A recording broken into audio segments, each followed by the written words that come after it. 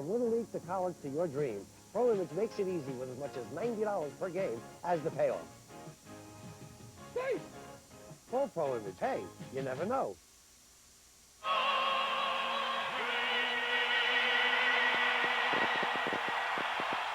Great atmosphere tonight in Foxborough, especially when you consider the threatening skies that we had moments ago. The skies just opened up.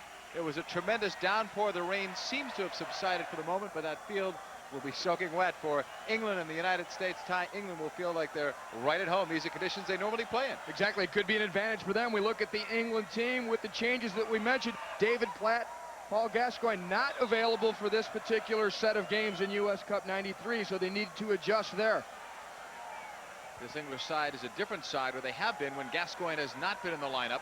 We'll see what happens today. Paul Ince is their captain. Quite an honor for Paul Ince, a speedster. Doesn't have a lot of experience in the national side. Only 6 full internationals. This will be his 7th one. He was named captain. I'm not sure if I'd want to be captain of this team. Platt was the captain. He was injured. He replaced the previous captain, Stuart Pearce, also injured. That armband has not been good luck to anyone on the English side. That's the reward there for a tremendous season for him at Manchester United. As we look at Graham Taylor under intense pressure, in fact, his head could roll as well as the rest of his staff if they don't come up with the championship or at least a very good showing in US Cup 93. Changes in the lineup are big. Maybe none bigger than this. Thomas Dooley, tremendous experience. He may revolutionize, for the U.S. anyway, that central midfielder spot. What he will be able to do is really come in support of number 6, John Harkes, who, if you remember, on Sunday in the USA-Brazil game, was pretty much isolated, operated by himself against the Brazilians, and therefore was not as effective as he could have been. Well, Dooley's not the only change. There's another big one. Ramos does so well in terms of passing, but he can take on players as well. The midfield's in better hands with him out there. When you're playing teams of this level, like an England team, you have to be able to get into the attack. And Eric Ronaldo is a player who can beat defenders, put pressure the other way. What happened to the United States against Brazil is they ended up defending so much, eventually they broke down. Ronaldo had a fantastic start in Germany, cooled off towards the end, but they were withdrawing him more. He was playing as a pure striker when he first went down there, was setting the world on fire. Well, effectively for this game, the United States have brought in 2 First Division German players because Ronaldo plays in Saarbrücken, and we've got Thomas Dooley also in the German First Division, and Tab Ramos, who is playing in Spain. Great experience and offensive player, and all 3 of them, they could create some goals, and that's what's sorely needed by the U.S. team. I'd like to see how Wegerle and Ronaldo work up top. By the way, it's Eric Ronaldo's 24th birthday today. So happy birthday to Eric Ronaldo. We'll see what kind of a US Cup 93 he has. He was under suspension last year during US Cup 92. What a difference a year makes. We're underway. USA in the predominant white with the red and blue trim. England in the red and dark shorts. Coming back. England attacking with a chance as Barnes pushes it wide. And the linesman with a flag up right away, and Tony Meola applauds that. John Barnes, one of my all-time favorite England attackers. So many exciting years that he had at Liverpool, so many successful years when they dominated league competition. Barnes has been criticized before as well, and some people don't feel that Taylor should have stuck with him, but Taylor coached him at Watford and knows him very well. Long pass from Armstrong, looking for Wegerle. Off a header. Not enough support on that left side. And Chris Woods, the man who replaced the legendary Peter Shilton in goal for the national team, sends it very long. The U.S. will take it. Agus, intercepted. Just thrown away by England to the right corner. Barnes, low cross, deflected, it's loose, and sent wide, and that treacherous turf may cause some problems here. And a dangerous chance there for England. Nigel Clough coming forward from his attacking midfield position, nearly getting his foot to this one, but the ball slipped through here to Barnes, who's on full stride. Look at him get around this ball and make sure he has his footing, slips it in for that near post run, and several England players had swipes at it, not able to come through. But this is the way that you can beat a defense. You push the ball in behind them to a man running on, and there's the good serve. It's driven low. And a chance they're just missing by Nigel Clough. No score. Opening minutes of play from Foxborough Stadium. One of 9 World Cup venues for 94. On that far corner, Paul Ince, the new team captain, at least for US Cup 93, but Corbijo intercepts. Taken away by England. We expect this game to be much rougher than the Brazil-USA game, which produced only 32 fouls. You see Mike Lapper there, very hard tackling defender. He'll like those wet conditions. He can leave his feet more often and cover more ground. Far wing side, sent long by number 3, Dorigo from England. And Viola's right there. England known for their aerial attacks. They'll look to establish that air game and dominate in the head ball department. Jeff Agus, number 12 for the U.S., moving it upfield. Parks with a push off the foot of Lee Dixon, the Arsenal defender, all the way back to Chris Woods. And Woods mistakes the rain. Wet conditions, a slippery ball, not the greatest of footing. It's really a handicap to defenders, because if the follower just dips his shoulder, goes the other way, the defender can lose his footing and he's gone. Ramos with a long shot, a shot that he may not have tried on a drier field, but why not? Looking for that skip of the ball on the wet grass, which is so treacherous for goalkeepers. Plus, if they do stop it, they may not hold it because the ball's wet. Chris Woods is a teammate of John Harkes of the United States, both playing for Sheffield Wednesday. Carlton Palmer, number 4 for England, also on that side. David Batty, number 8, leading it on for England's Lee Dixon. The Arsenal defender, number 2, right side. Armstrong, the sweeper, going after him. Dixon ran out of room, but he'll get the corner as Agus knocked it out. Like New Haven, not a lot of room in the corners. Look at the United States bench. Bora Milutinovic, his play continues. Wegerle settles with a pass intended for Dooley, but it's cleared on the left wing.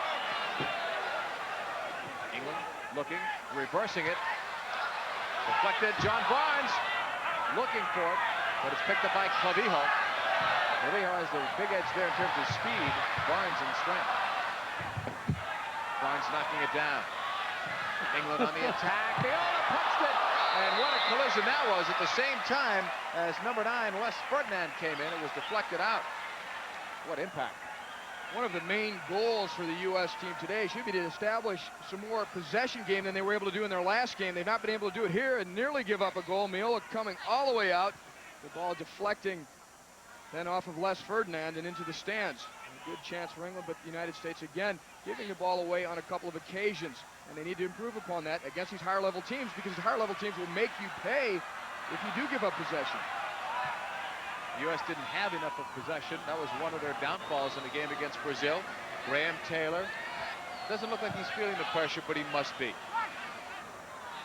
Coach of the English side, he took over for Bobby Robson, who led England to a 4th place finish in World Cup '90. Left wing for Agus, number 12 in white for the USA.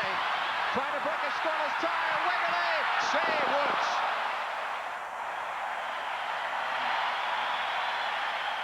The crowd likes that here in Foxborough. Unlike Sunday, the U.S. should be the favorite side here. Brazil seemed to be in New Haven. I think Wegerle here again is encouraged to shoot by the wet conditions. A great ball slipped through here by Agus, and he hits it first time. Winalda was in the center, but I don't think Wegerle knew he was there. It was a pretty good position that Winalda had taken up. I would have liked to see him slot that ball across, but you could never blame a guy for shooting on the first time shot, especially in wet conditions. He might be able to slip it under Chris Woods. Wegerle with Harkes, not with anything to prove, but wanting to prove something if they can against this English side, guys that they play against in the Premier League.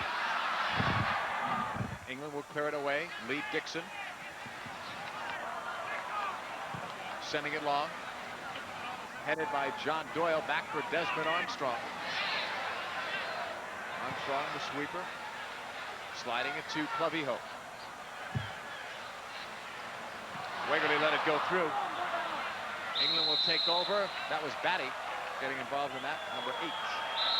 And the referee's coming over. Batty having some words, I thought, with John Harkes. Again, the midfield confrontations that you'll see here can be so important in establishing territorial rights around the Harkes not backing down, and that's why you had that incident there. Over 6 minutes have passed. It's scoreless. Paul Ince can't get through.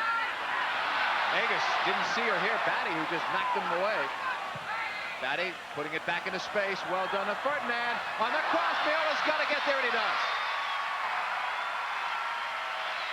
Good read by Tony Mayola.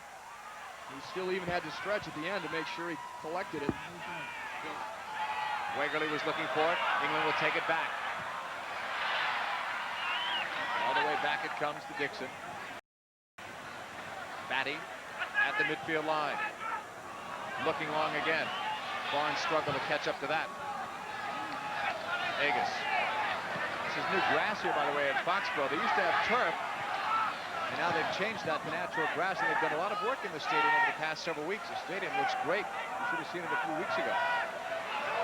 Ramos plays for Real Betis in Spain's second division.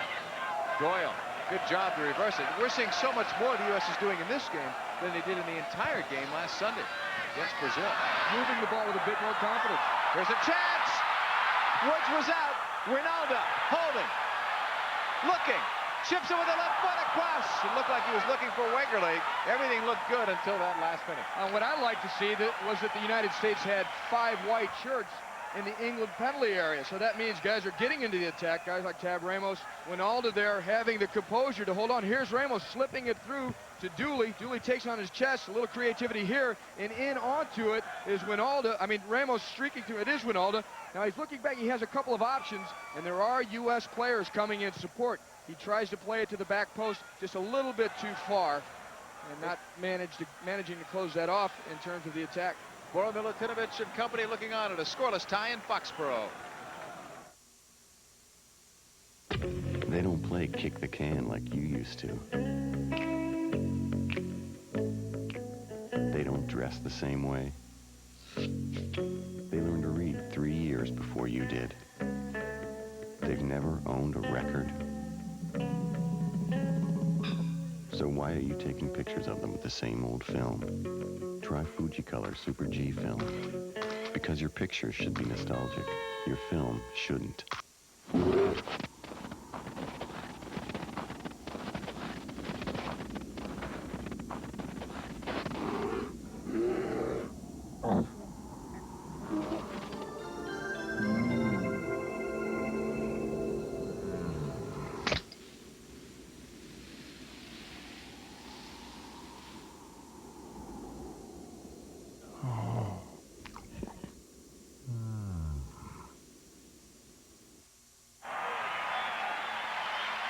Back here in Foxborough, Thomas Dooley, number 5. Even though he's playing in a central midfielder spot and expected to attack more, just made a nice defensive play, heading it out of the area while England was attacking. Well, the idea there is to add a lot of stability to the center of the team defensively and get him forward because he has those qualities to do either role. Paul Ince will play it back. Barnes with a touch. Ince lost it. Wijnaldum. And Ince battled. Great recovery by Ince. England's pass is deflected. U.S. back in numbers. Armstrong almost lost it. Good recovery by Armstrong for Doyle. Back to Thomas Dooley, number 5, returning to the U.S. lineup. Wegerle. Wow, almost the linesman had the flag out, but I like the initiative by Wijnaldum and Wegerle. This team is reading each other much better than on Sunday. That was awfully close, too. Some creativity being shown by by Wegerle and also by Eric Wijnaldum in combination. Lapper chasing Barnes defensively. Doyle with some help. Number 3 and white for the U.S. to Agus. A giveaway. That hurts. Clough with a long shot wide of Viola. But we're seeing more of the long shots from both of these sides in some of the treacherous conditions here in Foxborough. It is still a scoreless match, and we've gone better than 11 minutes here in Foxborough, England and the U.S.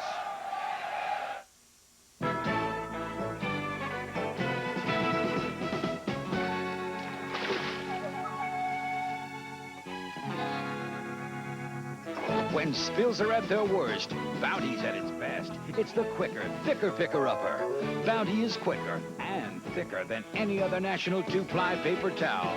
When spills are at their worst, Bounty's at its best. The quicker, thicker picker-upper, Bounty. Can't get enough of America's first World Cup? You will in Soccer America. How about our national team and the Olympics? Soccer America delivers. I've been reading Soccer America ever since I went head-to-head against Pelé back in the 70s. I like Soccer America because it profiles personalities, it reports on the pro college women's and international scenes, and focuses on the very pulse of soccer in America. Call toll-free to learn more about Soccer America, the USA's only national soccer weekly. 18 issues, just $19.94. Call 1-800-453-6500 now. That long pass from Agus is too far for Wijnaldum, and Chris Woods will throw it. It's batting from Leeds United.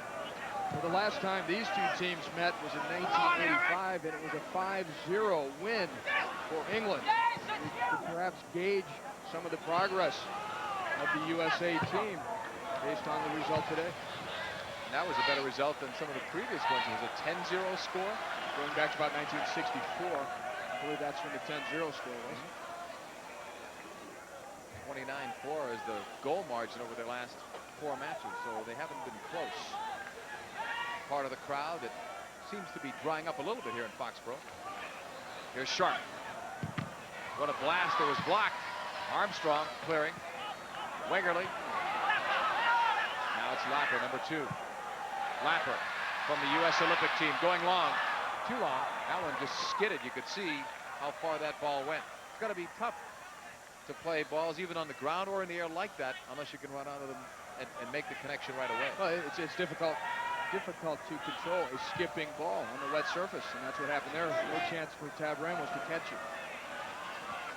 How do you make that adjustment when you're out there, Ty, with the game going as quickly as it does, to take something off or put something on the ball? To some degree, you have to play a little bit more to feet as opposed into the space, because in the space, the ball just skips along and gets out of the reach of the intended target. Dooley will give it up to Clavijo. Number 21 for the U.S., looking for Wijnaldum. Taken away. England pushing forward. Clough. His father is a famous coach who just recently retired from Nottingham Forest. Coming back the other way. Agus will take it over. One thing I've liked so far is John Doyle's ability, so far at least, to dominate in the air when England have probed forward with those higher driven crosses. They've also tried to negate some of that, England. If you noticed, anytime they've gotten to the corner, and also to keep it out of the reach of Mayola, they've driven the ball very low. Right. Well, this is a much better suited team for John Doyle, whose strength really is in the air as opposed to Brazil. He can play against Brazil. He loses something in quickness when they play it on the ground, but he makes up for that with the experience. But he likes these kind of games better. He likes nothing better than just to have an aerial duel with someone. That's what he excels.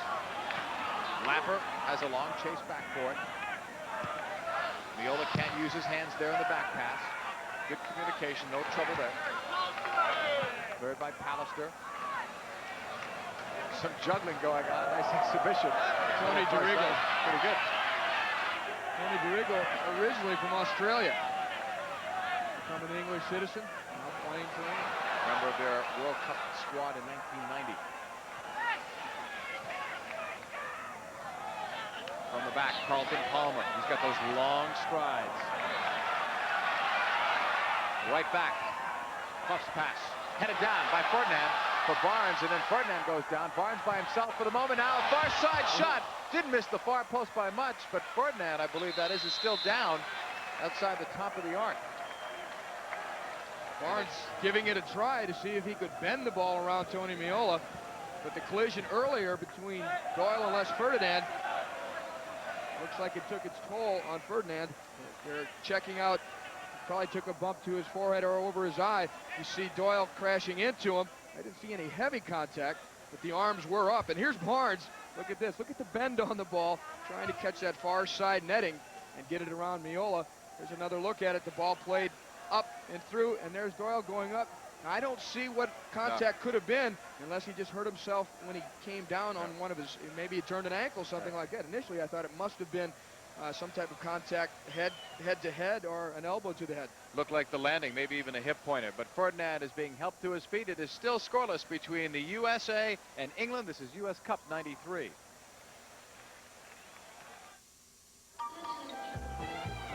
So, you're going on a trip. Please remember your parking space number. Oh, and your flight number, your gate number, your seat number, your confirmation number, your credit card number, your room number, the number in your party, and finally, your calling card number. Or just forget that last one and get a phone card from Sprint. Then all you've got to know is your home phone number and 4 digits. It's easy. And hey, if you can't remember your home phone number, you shouldn't leave home.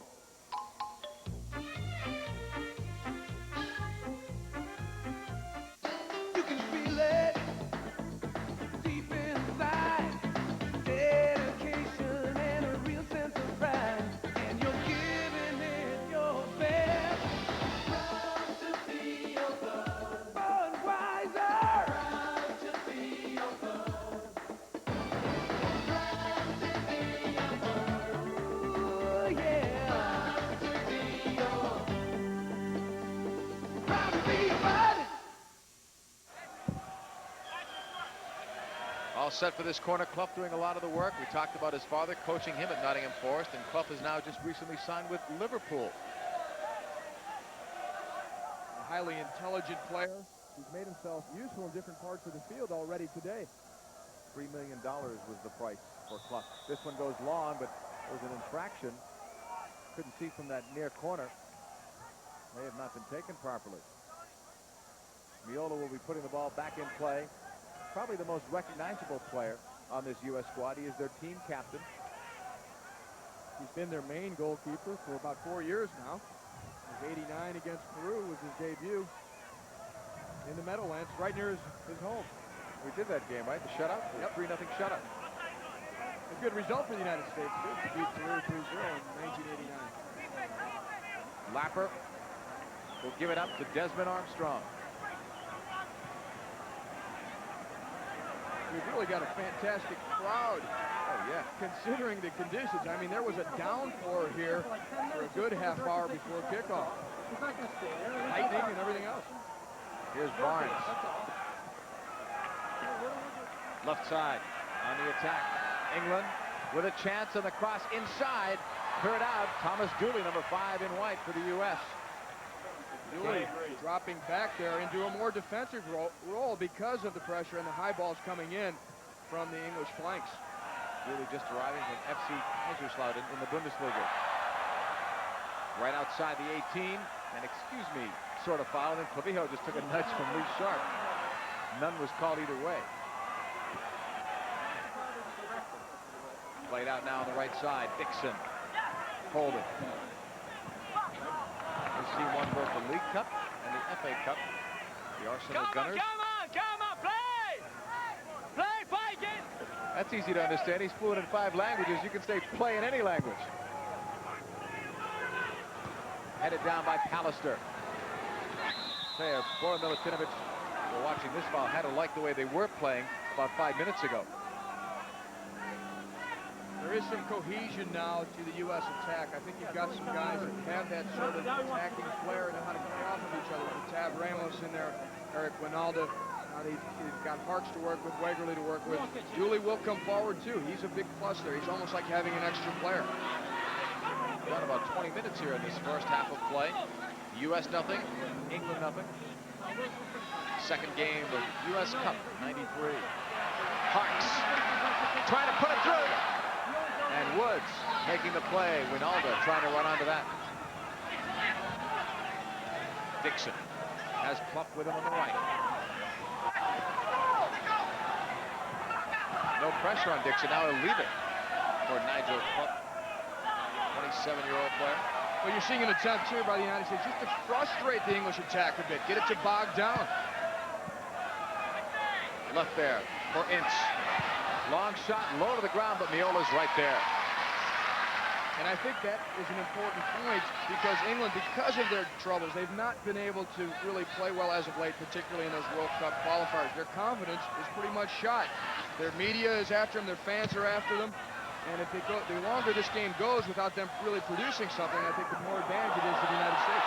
Doyle did some holding on to Ferdinand, then tries to come back against him. It's still loose.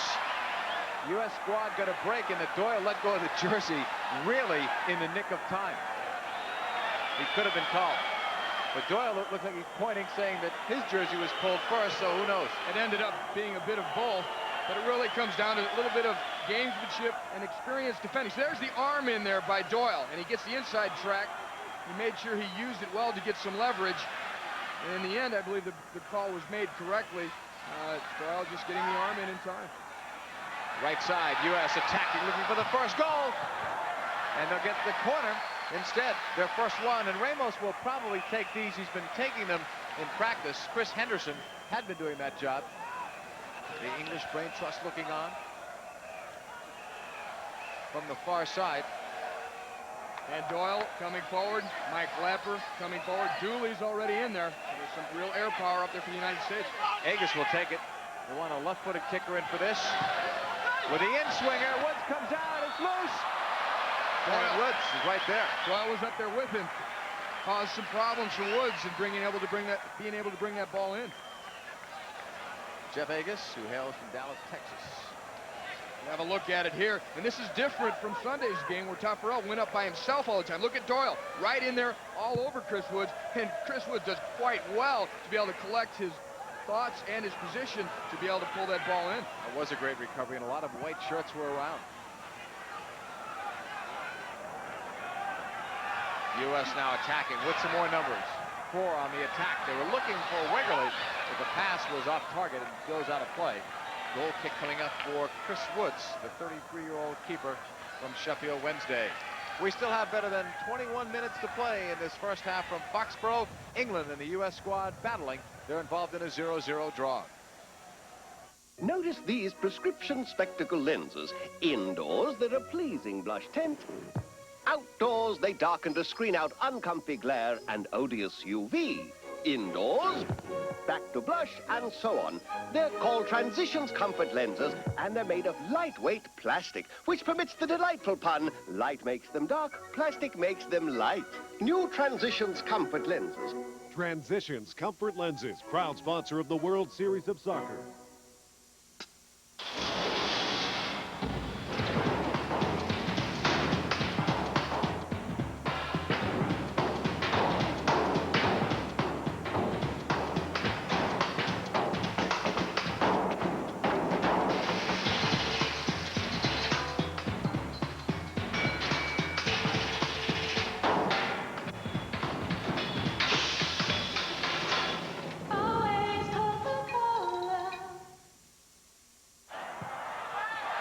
Played right out in front, knocked away.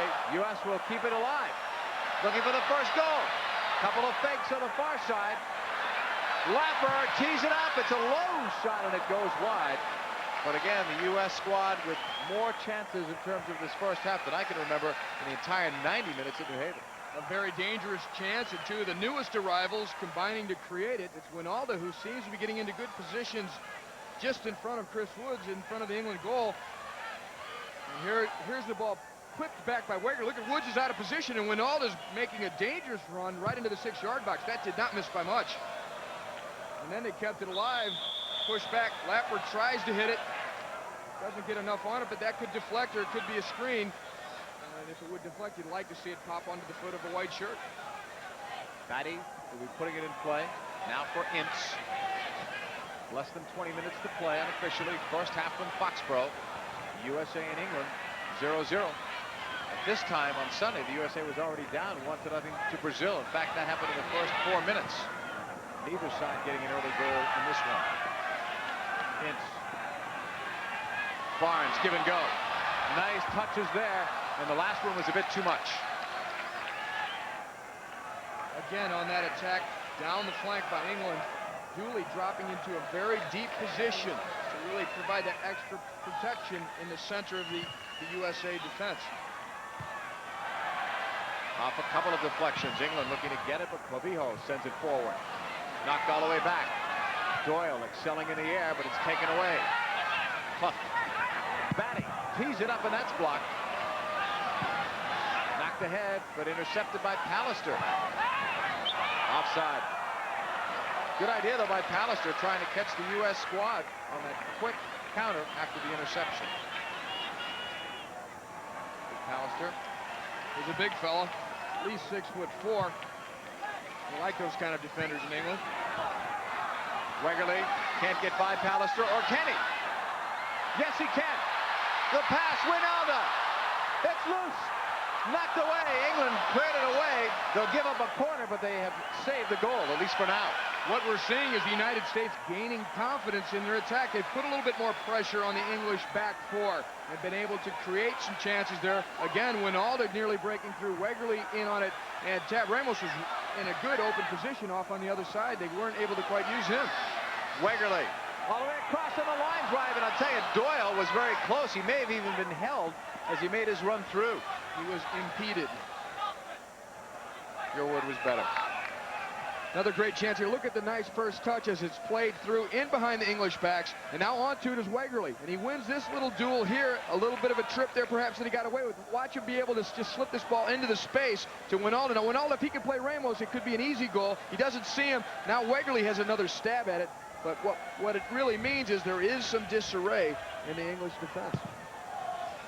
They're playing, too, without Des Walker, who's been highly criticized of late, as has the entire team, but especially Walker. One mistake he made in the Holland game cost his team a penalty kick and an eventual tie. Who knows what that might have done. Agus. Knocked away by Winalda. Some nice touches, or by Wegerle, I should say. Taken away, U.S. squad with Wegerle. Pushing it back for Lapper. England playing with a square back four, as is their custom. That's generally the way they play. When they've not played that way, they've really had difficulties. And what it amounts to is that your sweeper really becomes the opposite back on the weak side, and they do it so well. We were told they didn't play that way against Norway, and they had a dreadful performance, losing 2-0 on the road. Here's Agus. Again, look how many U.S. players are on the attack. Parks, more players join Clavillo on the right. Clavillo knocking it inside. Dooley up there.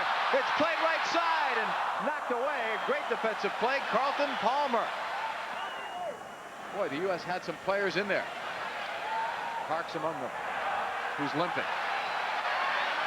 Just by inches did he miss getting his foot to one that would have been a great chance. It would have tested Chris Woods. And Parks looks to be in quite a bit of pain. He swung through, and with the ball and his leg were blocked as he tried to get that ball on target. Or I would have liked to have had that chance.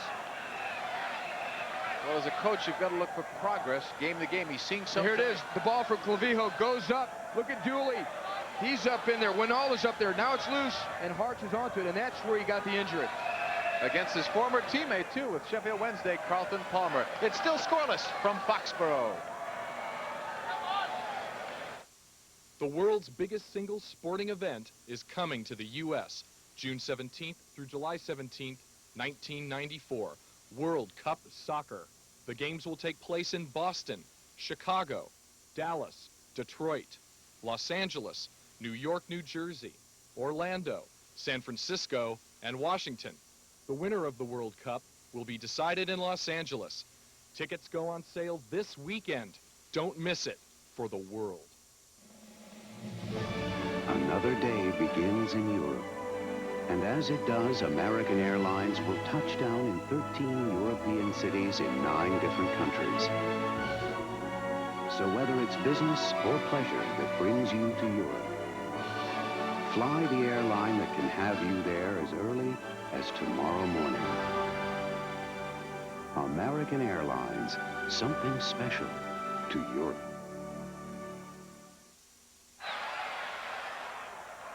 Still scoreless between England and the U.S., but England just had a nice chance while we were away during commercial break. But some real encouraging signs for the United States team. More confidence. They're looking, and they're able to get into the attack much more quickly than we just saw them against Brazil 3 days ago. U.S. looking to attack. And now it's cleared long and deep by England.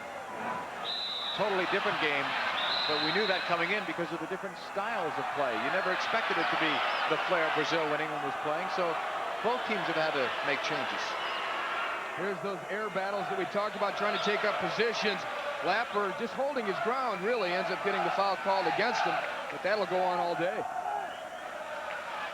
England will have the restart. Barnes now patrolling the left side. Has 11 goals internationally. Over 70 caps. Plays it across, but Miola's right there. No support on a run by a Barnes teammate. really a more entertaining game than the game against Brazil because both teams taking shots, both teams looking very quickly to get into attack rather than just keeping the ball and trying to kill some momentum. They're both all looking to go forward and create attacks. More competitive. The other was much more one-sided, Brazil's favor. Here's Clough. Sharp. England trying for that first goal of the match. Almost 13 minutes still to play. Miola was coming out and then saw some help from Jeff Agus.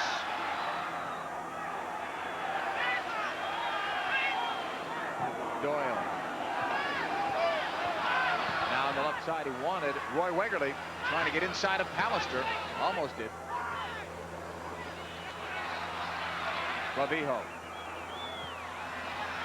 Both Clavijo and Agus venturing forward more in this first half, probably than they did in the entire 90 minutes, too, against Brazil.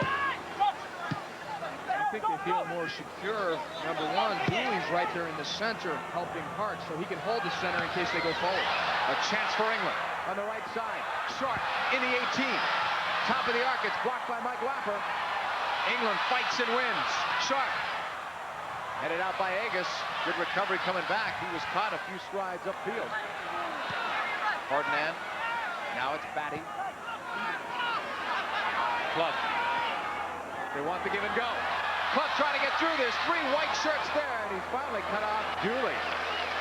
Good read. Ramos. Had knee surgery this year, and he's come back from it. Back comes the U.S. attacking. Knocked away.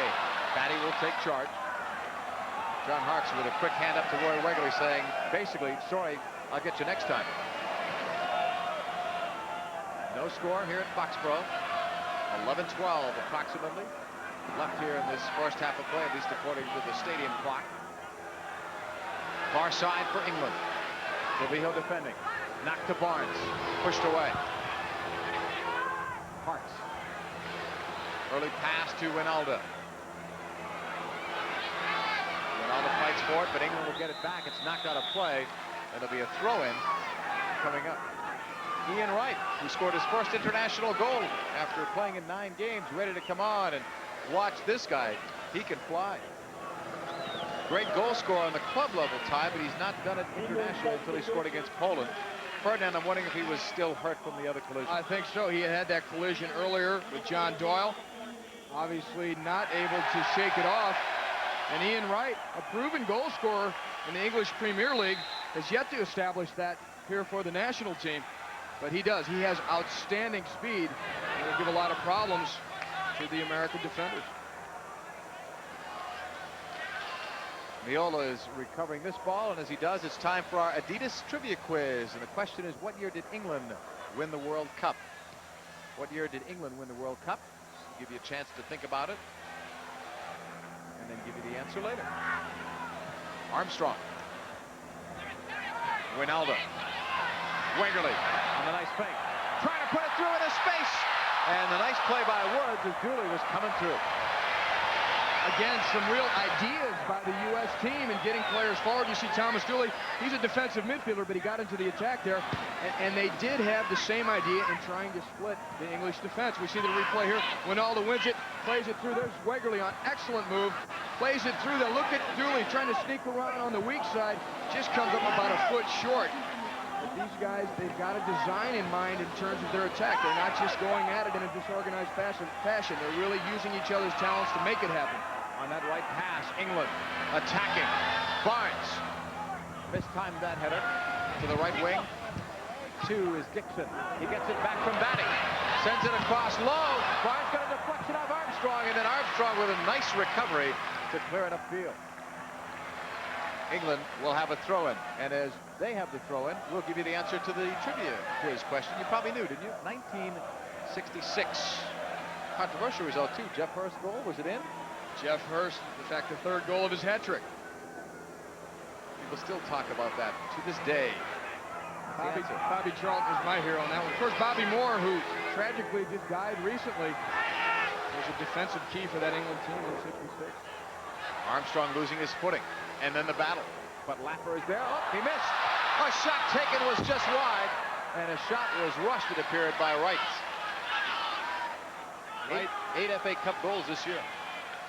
Yeah, he normally does better with those, I would say, but he's just new onto the field, maybe not into the flow of things just yet. But Lapper misjudging the spinning, bouncing ball on the wet surface there, giving Wright the clear chance.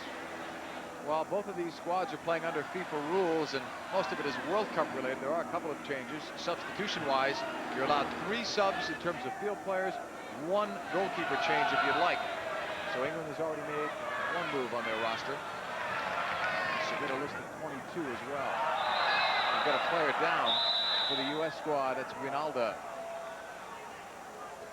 And he'll get some attention. David Platt. I wish he was out there because he's a great player to watch, a tremendous scorer on the international level, made a name for himself during World Cup 90. Oh, that incredible goal that he scored against Belgium will be forever remembered. And of course, Platt hurt his ankle playing for Juventus in the Italian First Division, therefore not available for today's game. They're hoping he will be able to play the other 2 games of the U.S. Cup for England. I think you will see him before this U.S. Cup series is over. Wijnaldum is apparently okay. We want you to, well, we'll watch this first and then. Again, it's wet ground, people sliding, there's contact going on. Wijnaldum trying to win this ball. You see there his ankle turning slightly as he's tied up from behind. But I think you'll be able to shake that one off. It was not a hard hit. England moving it offside on Wright, according to the linesman. Miolo pushing it forward. I was going to say stick around at halftime, a special treat. We'll talk about that 1950 World Cup result with a couple of guys that played in that game, and they are here in the press box as we speak. So we hope you'll stay tuned. On that clear from England, the linesman had the flag up on that far side. Wijnaldum in an offside position. We're looking at John Barnes, very stocky. Was going to take some time off from the English side to undergo personal training and conditioning on his own, but that changed. He's had some injury problems, really, as of late. Not quite as effective as he has been over the years. He's trying to get back on form, but maybe he thought by playing games he could do it better than by that special training regimen. Scored a magnificent free kick against Holland. First goal of the game very early in that 2-2 tie. U.S. attacking with Ramos on the right. Back to Ramos from Wijnaldum. To the corner. Ramos sends it far post. Headed right back near side. And then it's cleared away by Tony DeRigo. Much more enterprising U.S. side. Sent long. Woods right there. And the difference for the United States, in my book, has been the quality of the attacking runs by players like Wijnaldum and like Tab Ramos. When the United States wins the ball in the transition, immediately they're sprinting into space, looking to have the ball played through, and it is being played through. Club will find Sharp. And the ball played into space that time. And Sharp didn't hit that one the way he wanted to. Wright was open, wanted that ball. And frankly, at the moment, fewer ideas in terms of attack from the England team than the United States. The United States look to have more ideas in how to launch your attack, how to coordinate their attacking runs. We talked about the pressure that England is under. They go into the locker room 0-0, let's say at halftime. I think the pressure even mounts. If they're down, it mounts even more, but even 0-0. They've already got images in their minds of the tabloid press in London tearing apart their performance. Really, how much worse can those headlines get? There's Dooley at the back. Part of a rain-drenched crowd here in Foxborough. Some England fans there. Our critics. Some people will say they're one and the same, at least lately. There's Carlton Palmer, a much improved player over the last few years. He's so lanky, he appears to be awkward, but he makes fine tackles. He's in the right position, and he's got good ball skills. Here's Wijnaldum. Dooley slips. Doyle was trying to come in. Pushed into space, well done to Batty. Batty getting free. Chased by Agus, good recovery, but he did foul him. But it slowed down the English attack. Batty made a nice move, and Agus caught up with him. England now coming through. Outside the 18, now inside for Lee Sharp. On the cross, Neola got caught.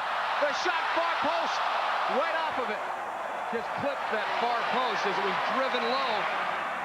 Thought it was Dixon that ended up with the shot, but that is the best chance of the game so far for either team. Did Neola get caught on the wet footing? We'll see.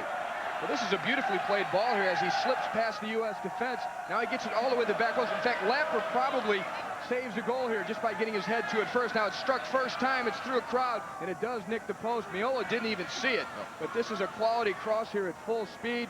Miola backpedaling, he can't get to it. Luckily, Lapper does. Now the shot comes immediately, and there's no way that Miola's really set for it. And had it been just 6 inches further in, it would have gone in. Lee Dixon, 29 years of age. U.S. squad sending it long, left side. Wijnaldum, joined by two mates, make it three. At the feet of Wegerle, cuts inside, tackled away. Another chance coming up. Agus, far post. Ramos keeping it in. Score, Dooley! What a goal!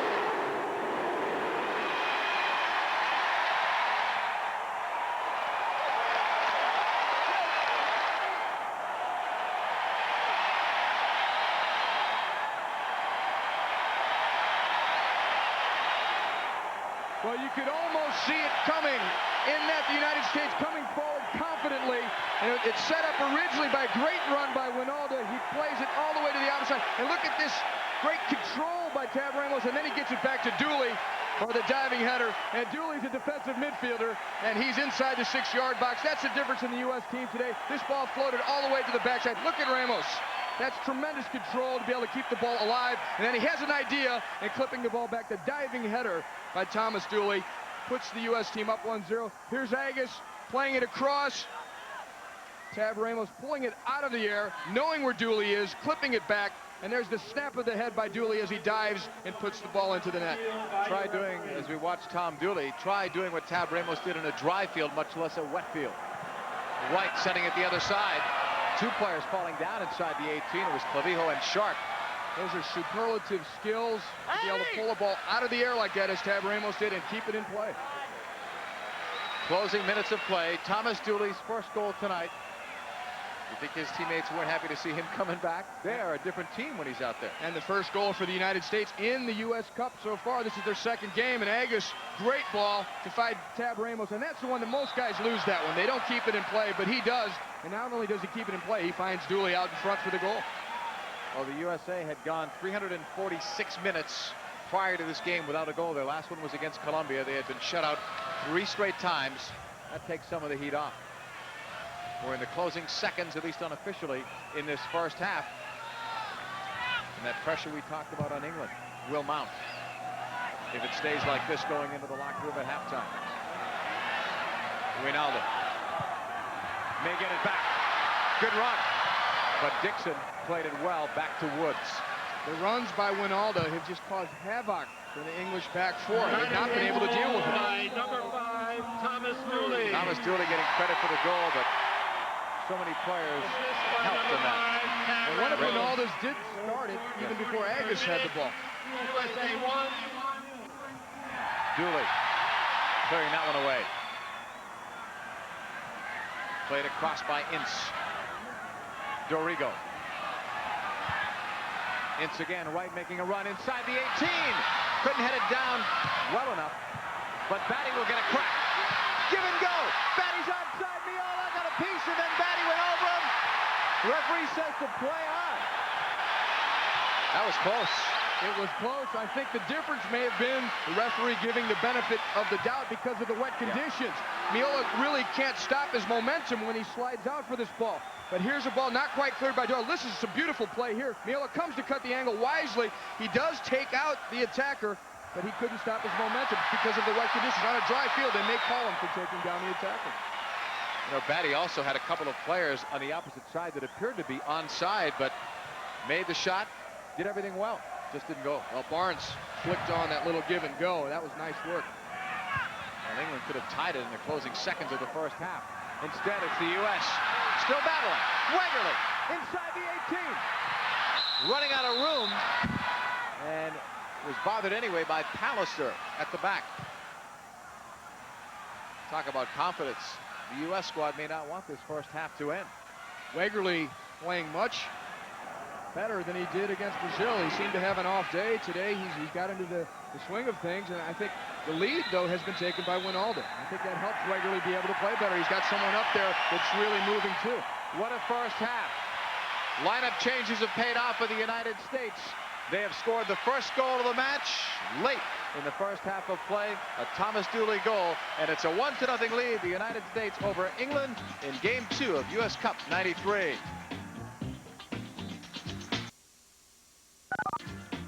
You're watching the World Series of Soccer here on Sports Channel America.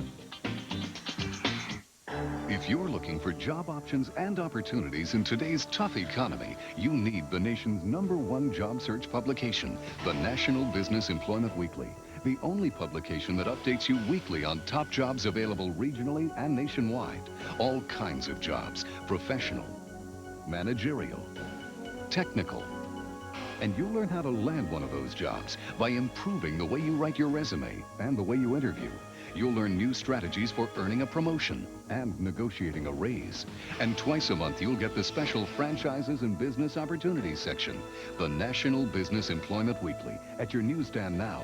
Or for first-class delivery, call now and get 8 job-packed issues for just $35. Also get absolutely free the Job Search Guide, a collection of the best ideas to help you land a job. Call 800-641-9494. That's 800-641-9494. The National Business Employment Weekly. If you're not looking here, you're hardly looking. $5 on gas and repair bills. Super Motor Molly is a revolutionary breakthrough product formerly sold only to fleets, now available to you for the very first time. This amazing engine treatment contains a natural mineral that, when suspended in oil, makes it 99% friction-free, coating and protecting the internal parts of your engine, saving you thousands of dollars on gas and repair bills over the life of your car. No other lubricant on the market today can stand up to the solid friction-fighting protection of Super Motor Molly with its guaranteed fuel savings and increased horsepower. Super Motor Molly was proven so fuel efficient that it won the distinguished United States Department of Energy Award in the state of Rhode Island. I granted this award to Super Motor Molly because test results showed that it actually did save fuel and money.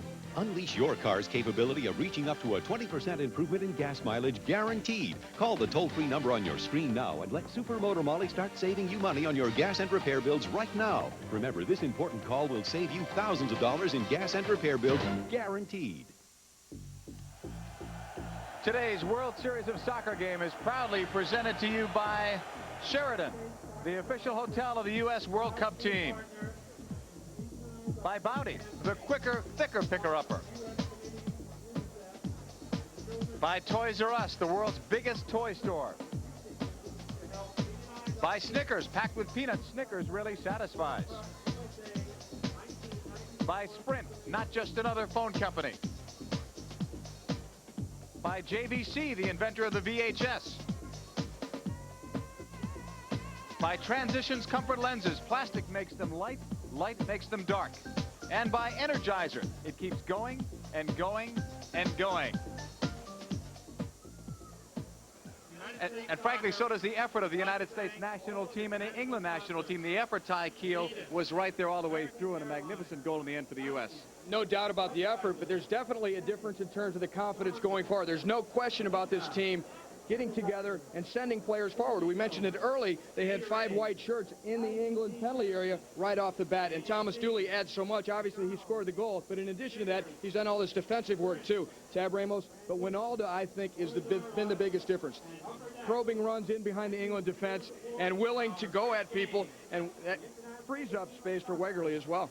A lot of enterprising work being done by the United States squad. Can they keep it up for another 45? I think they will, particularly because they think maybe England's confidence is really lagging. Stick with us. When we come back, we're going to be going to the past, and we'll see a smarter and a more intelligent Mr. Keel.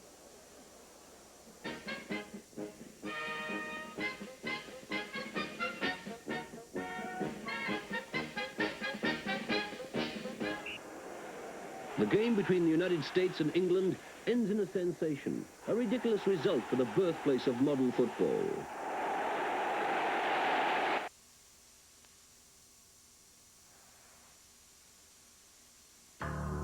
Even if a compact camcorder has macro autofocus, power zoom, shoots in low light, and is easy to use, just make sure its cassettes play on your VHS VCR at home. JVC's compact cassettes play on any VHS VCR.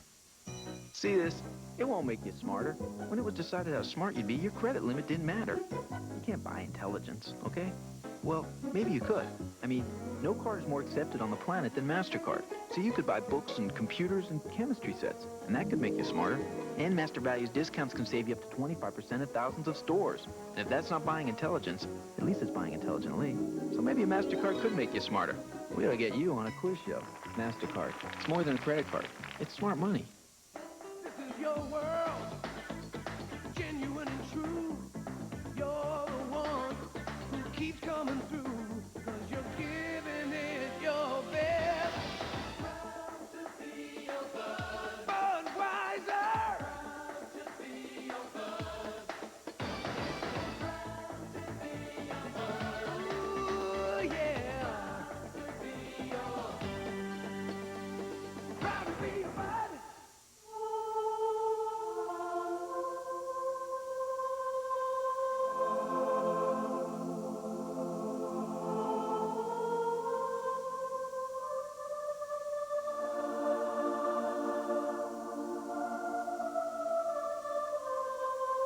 Adidas is out to change soccer in America. The change begins at Foot Locker. Even if a compact camcorder has macro autofocus, power zoom, shoots in low light, and is easy to use, just make sure its cassettes play on your VHS VCR at home. JVC's compact cassettes play on any VHS VCR.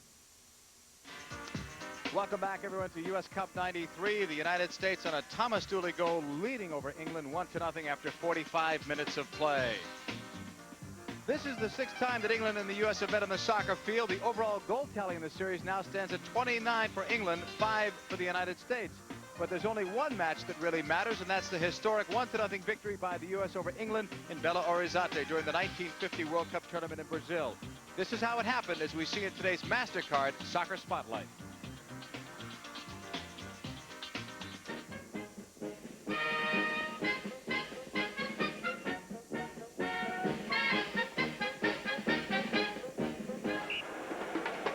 The star-studded English squad had traveled to Brazil with high hopes of lifting their first World Cup. In their team that day, Alf Ramsey, later to coach England to its World Cup triumph in 1966. But in Belo Horizonte, they were about to get the shock of their lives.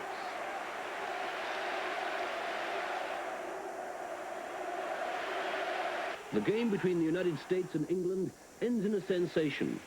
The English, competing in the World Championships for the first time, have sent their best players to Brazil. But they still lose to the States by 1-0, a ridiculous result for the birthplace of modern football. The American goal was scored by Joe Gaetjens from an assist by Walter Barr. Gaetjens later went on to play professional soccer in France, but his goal against England remained the highlight of his career. It was the greatest result in U.S. soccer history. And now, better than 40 years later, two of the players involved on that day are talking with Ty Keel. Yes, we've got here Walter Barr, former coach at Penn State, but the guy who got the assist on in the winning goal for England last year, and the father of the NFL place-kicking bars.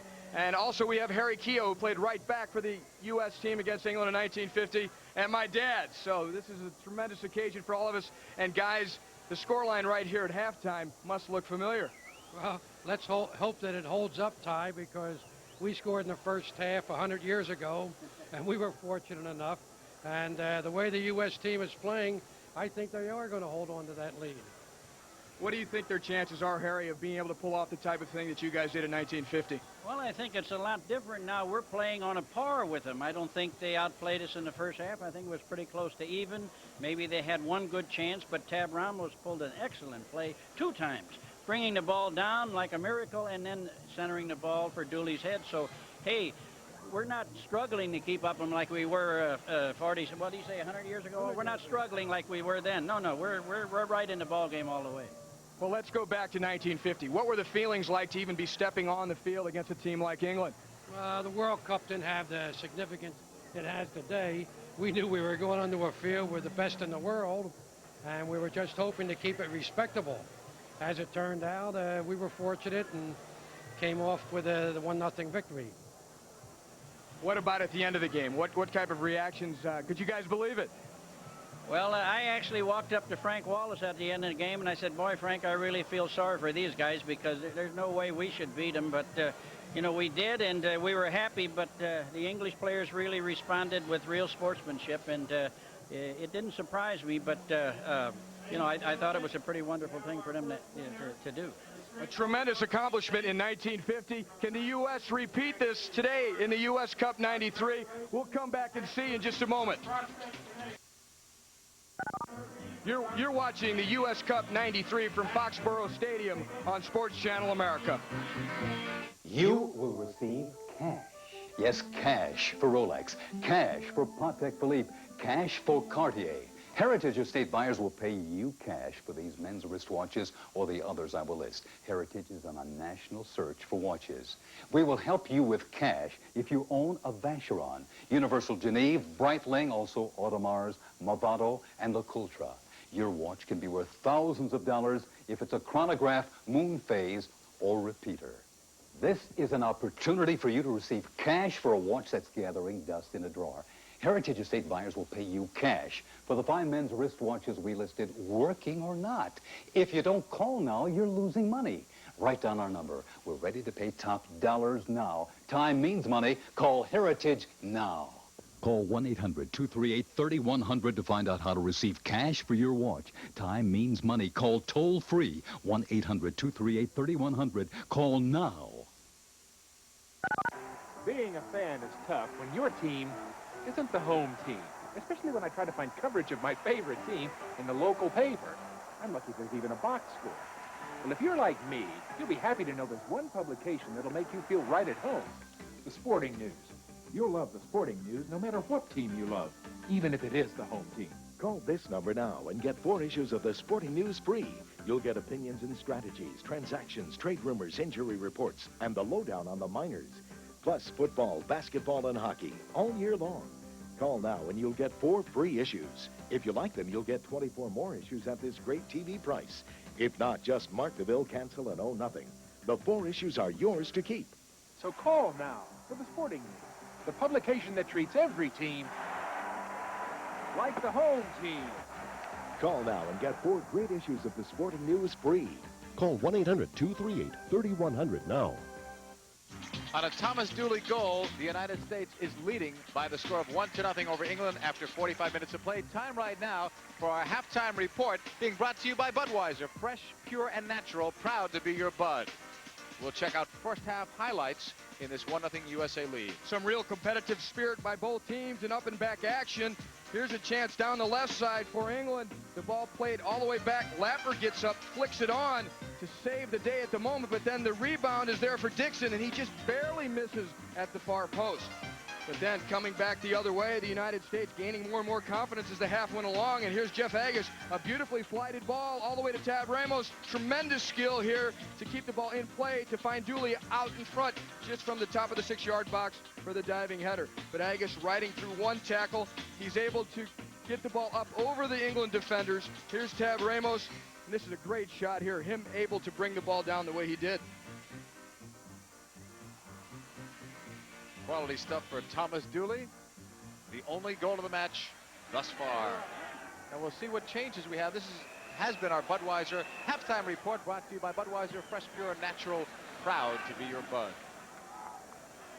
Second half, let's see if there are any changes out there. I wouldn't expect any, Ty, from the U.S. standpoint. They want to have results and improve and look good, but they could probably sniff or smell a victory here, and they hate to make changes. Yeah, you don't want to tinker with something that's been working quite well. As well as it's been working, especially. Second half is underway. USA in the white uniforms, red and blue trims. England with the red shirts, blue shorts. This one goes on a play. Graham Taylor, I wonder what that locker room was like at halftime. The facial expression has already changed from the shot we had of him in the first half. Obviously, at halftime, He has to have been unhappy with what the score is. Dixon putting it through. It's deflected, and Miola with a magnificent play. Outstanding. That one was headed for the upper corner. Incredible reactions as you see the U.S. team congratulating Miola for really saving the day there. This ball being driven across, but it's deflected there by John Doyle off his shin. And look at Miola, acrobatic save, being able to still deal with the ball even though it had changed direction, and a wet ball at that. From the corner, a bender from Dixon. Pallister was up there, and it goes out. Should be a goal kick coming up. And here's the chance again. England splitting the U.S. defense. Agus racing to get back, but this ball played across the front and changed directions when it went off of Doyle's shin. The reactions by Miola saved the day, and his flexibility to reach back and tip it over the bar. Well, the referees awarded a corner kick, not a goal kick. All set. England's second corner kick of this half. Miola punched it out in a crowd. Clump. Offside. Miola didn't want to take any chances, but right. And he wants to send a message because you have to expect many more balls now from England to be played into Miola's box. And now it's a question of whether he can stand up to it, and he has so far. He's proving his aggressiveness for the high balls, which could end up being the difference in this game. U.S. squad playing it back now to Desmond Armstrong. Playing sweeper for the injured Marcelo Balboa, who's targeting December as his comeback for the U.S. From the other night, Bruce Murray out of the lineup, who leads his team in goals, career-wise, and appearances. And Chris Henderson, the only player who has started every game this year for the U.S. squad internationally, so he breaks that stretch tonight. On a knock the other way. Gene Harbour's the other player not starting tonight with Rinaldo in. So there were 3 U.S. changes. USA attacking this half left to right. Rinaldo let it go across for Ramos, but the ball died on him. Sharp. Right side of the field. Daddy coming through. Number 8 for England. Looking for Barnes. One in the air by the U.S. That was Lapper. Now on the left wing side. Another tough play. Mike Lapper, not spectacular. He gets it done. Very steady, very consistent. Rarely changes the expression on his face either. He's one of the underrated players on this squad. Very consistent. At one time, he and Doyle looked like they were competing for the same job at stopper. Now they're playing together. Clavijo giving it up, right side. Nice job, Tab Ramos. Like John Hart's, we've watched these players for years. You can see the improvement since they've gone overseas. It's incredible. Ronaldo looking. Batty coming back the other way. England could be vulnerable here. We see Nigel Clough pushing up more into the attack. That's an obvious move there by Graham Taylor. But when you think about it, they're without Alan Shearer, one of their great scorers. He's been injured for quite some time. They've been still trying to replace, really, Gary Lineker over the last couple of years in terms of scoring punch. They don't have David Platt today.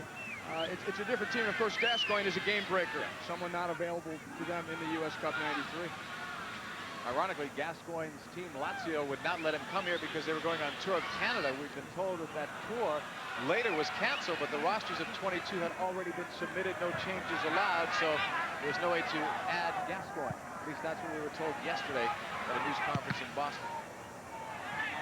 Ronaldo giving it up. Marks.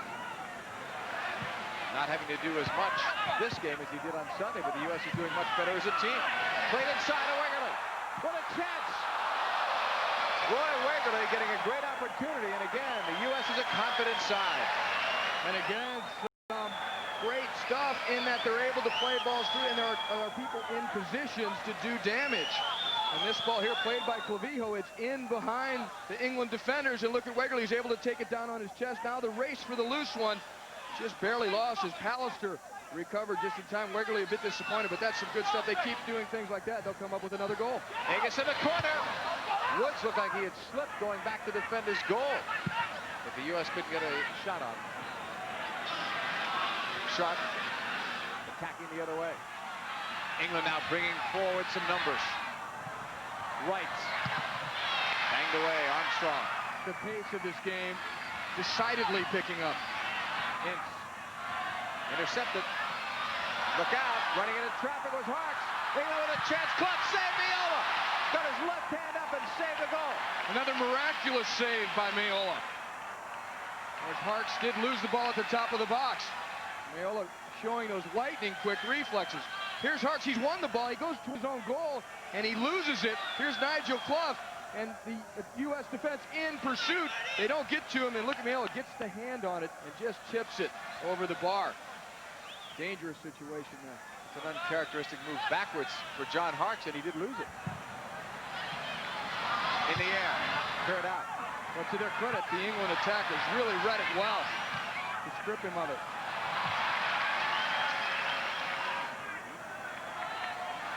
We look at Peter Bonetti, who played for England in the 1970 World Cup. In fact, he was the backup for the all-time great Gordon Banks. He did appear in the England-Germany game. Now he's training the England goalkeepers. He also played in the NASL a stint with the St. Louis Stars. I got to see him many times back in about 1975-76. England has had some great goalkeepers. Gordon Banks, Peter Shilton. Lifted the other way. And Ronaldo will just boot it upstairs. Didn't want to fool around with it. Eric Ronaldo, who has been playing in Germany and has really made a name for himself overseas with FC Saarbrücken. Unfortunately for that team, they've been relegated to the second division as a team. They had a disastrous second half. Here's Clough from the corner. So far, Ronaldo has played like a man possessed. He's made a big difference in this U.S. team today. Setting it inside. It's loose. Upstairs it went. Ince had a great chance. A great chance to tie this match.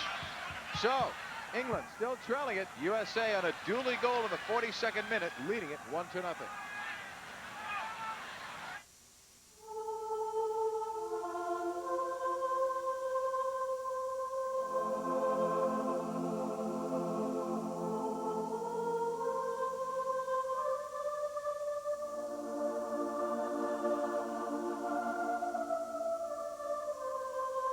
Adidas is out to change soccer in America. The change begins at Foot Locker. You couldn't get enough of it. You ate Nintendo. You drank Nintendo. You slept Nintendo. Now Toys R Us has 2 hot games for Super Nintendo. Capcom's Street Fighter 2 and Nintendo's Mario Paint, where you can draw, paint, and even compose music. Check them out at Toys R Us, the biggest video game store in the world. So now you can breathe Nintendo, love Nintendo, be Nintendo at Toys R Us. Back to the action. Carlton Palmer's header up for Clough. Now it's Batty. Looking long. White is onside. He's going to get some help. Trying to switch it across, and it looked like Doyle got a piece of that. Well, as we see the field open up and as we see England throwing more and more energy and numbers of players into attack, what you're going to see here perhaps is going to be a gauge of the fitness of both of these teams. Now, I was impressed with the fitness of the U.S. team against Brazil on Sunday. They didn't work the ball very well, but their fitness looked pretty good, and they may need it in this one. From the corner. A bender inside, headed up by Clavijo. This is the first match for England, although they've been training several days for the U.S. squad's second match since Sunday. So the game's 3 days apart, but the 3 new players have really energized this entire team. Ronaldo was the one we were speaking about prior. At one time, there were no European or no American players playing in Europe. Now, last count, something like 35 of them, and several, like Ronaldo, enjoying great success. And with higher level leagues, quite a few of the guys that you mentioned, if you're going to take a count like that, are in lower level leagues. Not like he was playing in the first division in Germany. Lapper. Back to Meola. Sends it long, still in play. Headed up by Dixon and then banged away towards Ronaldo. One in the air by Pallister.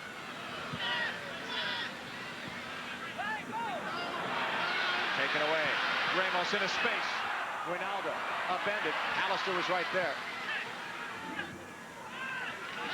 Again, though, a strong run by Ronaldo. He only missed by about 6 inches. Had he been able to just get a foot in, he'd have been through. Right side of the field for Dixon. Palmer's pass. Paul Ince. Right. Looking to get this pass on the turn. Couldn't get it there. Important there not only to win the ball, but to keep possession. Lapper's doing an excellent job. And here comes the U.S. Right wing. Wijnaldum to the corner flag.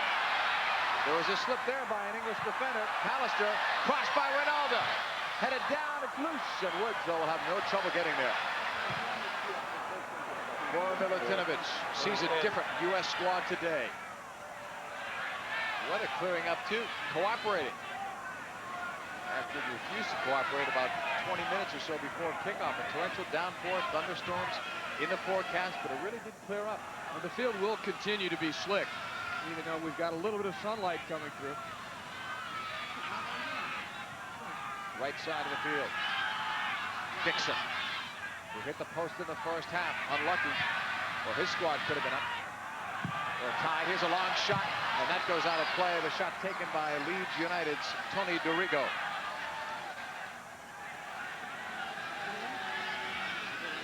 Ramos, estás bien aquí, ya estás bien, Ramos. Ramos, estás bien, estás bien. No, métete allá, Ramos. Said before he speaks 5 languages. You know that language. Can you translate? He's talking to Tab Ramos. He's telling me everything's just fine. Keep doing what you're doing, but pinch over. They're going to get Tony Meola right now for some delaying of the game tactics. Really taking his time to take the goal kick. And I think that's warranted. You don't blame Tony for trying. They're trying to slow down this momentum, which England is starting to build. They are certainly demonstrating more urgency in their attack. That was Alfred Weiser, who is a referee from Austria.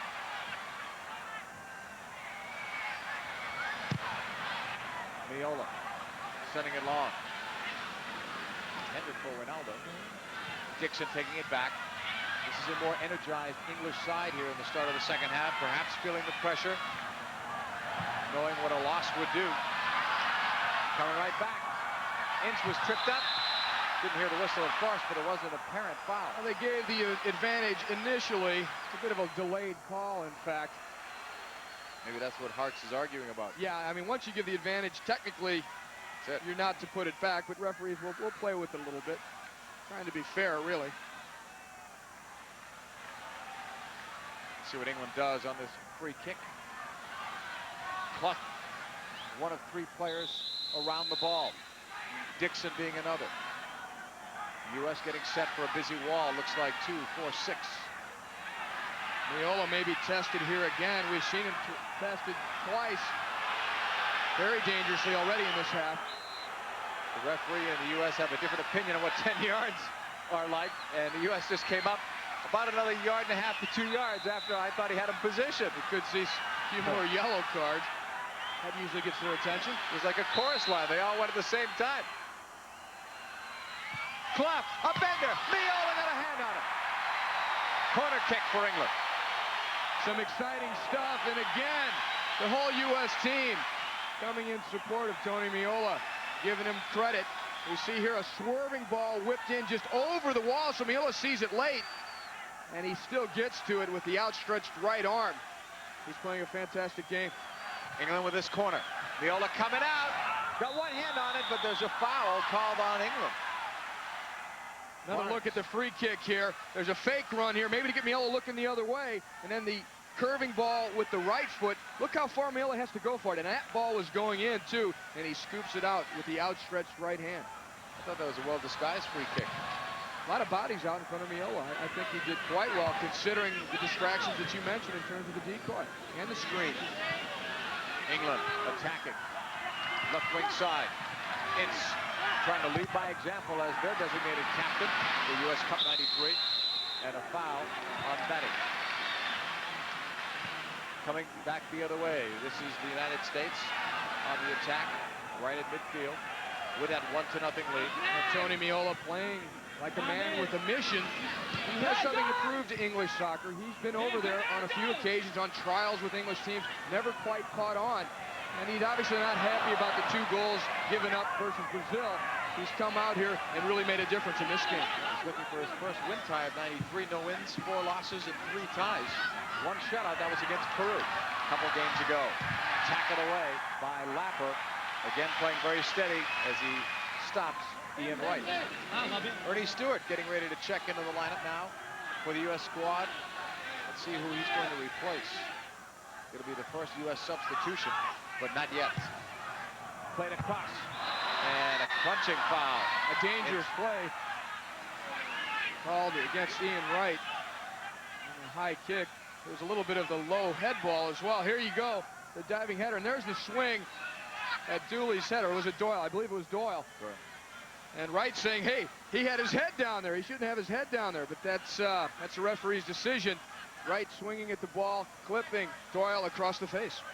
When we come back, you will probably see Ernie Stewart, and you will probably also see Des Walker coming on the field for England. It's a 1-0 lead for the United States. So, you're going on a trip. Please remember your parking space number. Oh, and your flight number, your gate number, your seat number, your confirmation number, your credit card number, your room number, the number in your party, and finally, your calling card number. Or just forget that last one and get a phone card from Sprint. Then all you've got to know is your home phone number and 4 digits. It's easy. And hey, if you can't remember your home phone number, you shouldn't leave home.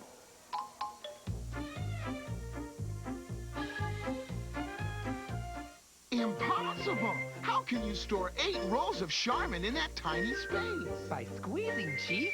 You see, moms need more storage space. So we're taking 8 rolls of Charmin and squeezing them. Great idea! We'll call it Space Maker. So you can store twice as much in about the same space, so you don't run out. And it pops back out again. Glad I thought of it. Try new Charmin Space Maker. Remember, if it's not squeezably soft, it's not Charmin. Welcome back, everyone. The U.S. leading it by a goal. Dooley's goal in the 42nd minute of play. First half is the only thing. Now, Ty, I'm interested to see what the changes have done. Des Walker is in on defense for Carlton Palmer. And on the opposite side, Ernie Stewart for Eric Winalda. Can Stewart make those kinds of runs? He did on Sunday. Yes, he showed tremendous quickness. He showed some offensive flair. A couple of very creative plays against Brazil. He can hopefully do more of that here against England. He has the wheels to do it. On the change for England, Des Walker is a player that probably has more offensive skills, a little bit better ball skills than Carlton Palmer, able to get forward, get balls forward to try and create more chances for England. The foot you were seeing was Eric Winalda's. They were wrapping it up. It looked like in ice. We don't know if he had a previous injury before. If you remember, with about 10 minutes left in the half, the first half of this game, he did go down momentarily. You're right. Here's Hawks going in momentarily. And then it's knocked out. Hark saw some daylight initially. The England defenders covering well and closing that space. Clavijo.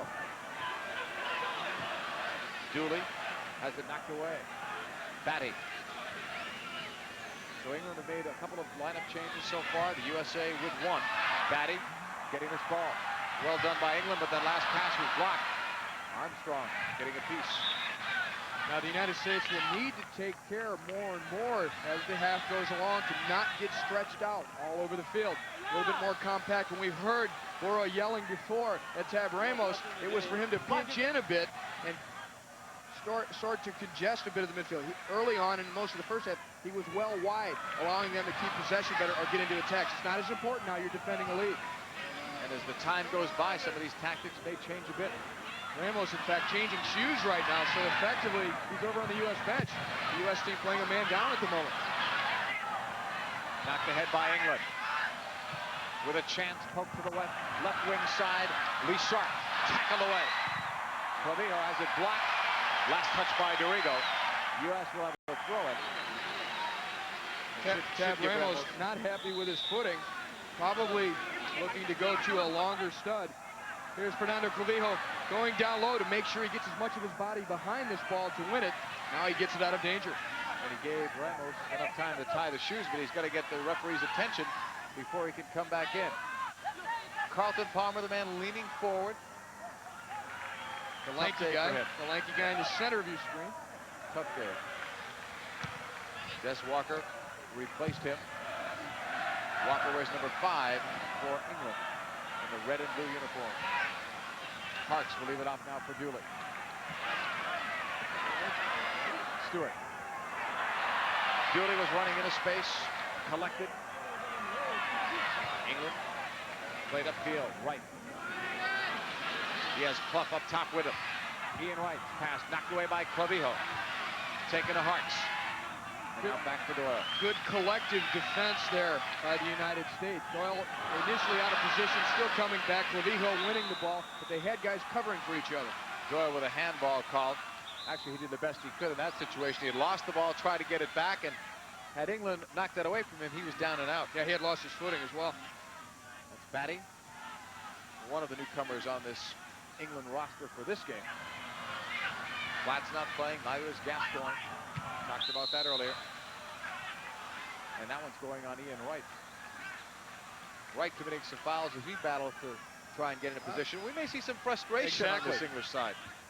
Frustration building, pressure building. A team, as we mentioned, who's gone through a bad streak in World Cup qualifying.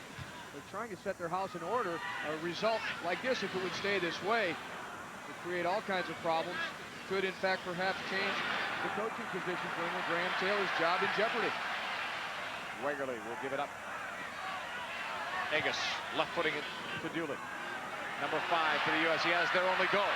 Only goal of the match. And Stewart appeared to be obstructed, and Dooley went down. I didn't see whether he collided with someone else. He's in some pain. A strategic bump by Des Walker on Ernie Stewart, or Stewart may have had a clear chance.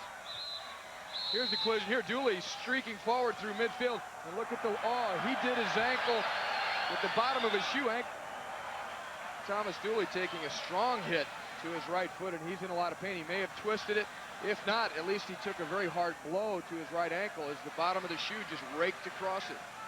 What a critical loss that could be if he has to leave. 32 years of age, he has stabilized the midfield and has done a great job helping to organize the defense, especially with Balboa, the regular sweeper, still out. 1-0. USA still on top of England. Can't get enough of America's first World Cup? You will in Soccer America. How about our national team and the Olympics? Soccer America delivers. I've been reading Soccer America ever since I went head-to-head against Pelé back in the 70s. I like Soccer America because it profiles personalities. It reports on the pro college women's and international scenes and focuses on the very pulse of soccer in America. Call toll-free to learn more about Soccer America, the USA's only national soccer weekly. 18 issues, just $19.94. Call 1-800-453-6500 now. Some kids needed a playground, and they were gonna get it.